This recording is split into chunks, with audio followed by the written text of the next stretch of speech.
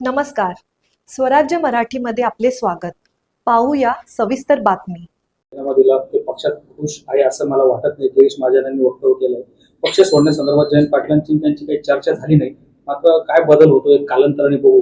आणि अशा चर्चा पण आल्या की जयंत पाटील भाजपच्या वाटेवर आहे. असं आहे ना, आता भाजप सुद्धा जे आहे त्यांच्या नियमाप्रमाणे वर्ष 2 वर्षानंतर जे आहे हे अध्यक्ष वगैरे बदलणं वगैरे अगदी नड्डा साहेबांना सुद्धा बदलण्याच्या बाबतीमध्ये आपण ऐकतोय ठराविक एक वेळ झाला.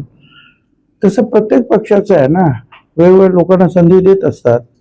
आता जयंत पाटील सुद्धा म्हणतात की मला तर 7 वर्ष झाले, तर इतरांना आपण संधी देऊया म्हणून त्यांनी जी आहे ती जागा खाली केली. असं आहे की ज्या वेळेला एखादा मोठा खर्च आपल्या घरामध्ये वाढतो, त्या नेहमीचे जे आपले इतर खर्च जे आहेत ते आपण थोडंसं मागे पुढे करतो, सगळ्यांना पैसे मिळणार.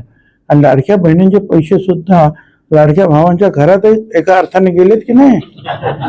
आता आमच्या बहिणी सगळे पैसे घेऊन बाहेर उडून तर नाही टाकत, त्या बिचाऱ्या घरामध्येच वापरणार ना. असं काय करताय तुम्ही? आता असं म्हणताय की या योजनेचा खर्च मागे पुढे झाला, कुठेतरी लाडक्या बहिणी योजनेचा तिजोरीवर भार पडला. 100% ते लपवायचं काय? 44 1-2 हजार कोटी रुपये की 500 कोटी रुपये बाजूला झाल्याने एकाच वेळेला झाले तर ठीक आहे. दरवर्षी सर 44-45 हजार कोटी रुपये जर बाजूला काढायचे असतील आणि या नवीन योजनेसाठी, तर इतर खर्चांवर जे आहे ताण येणारच आहे. तुमच्या घरामध्ये सुद्धा जर तुमचं एक विशिष्ट उत्पन्न आहे का 30,000 का 40,000 रुपये आणि 1-2 20 हजाराचा काय दुसरा एक फटका बसला, काय आजारपणाचा आहे, लग्नाचा आहे, शिक्षणाचा आहे, काही असेल तर आपण इतर खर्चाच्या बाबतीत मागे पुढे करतोच. आपण आता असं बोललो की पब्लिक मधून डिमांड होती संतोष देशमुख प्रकरणाचा निकाल जो काही खटला आहे ते त्याच्यामध्ये आहे, तर याच्यावरती परिणाम होतो. कोण संतोष देशमुख? जे बीड मध्ये जे हत्या घडली, बीड हत्याकांड. बीडचे काय झालं त्याचं?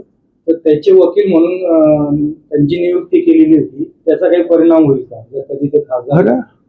अनेक लोक जे आहेत खासदार होतात पण त्यांच्या वकील चालूच असतात ना, त्यांचे उद्योग धंदे चालूच असतात.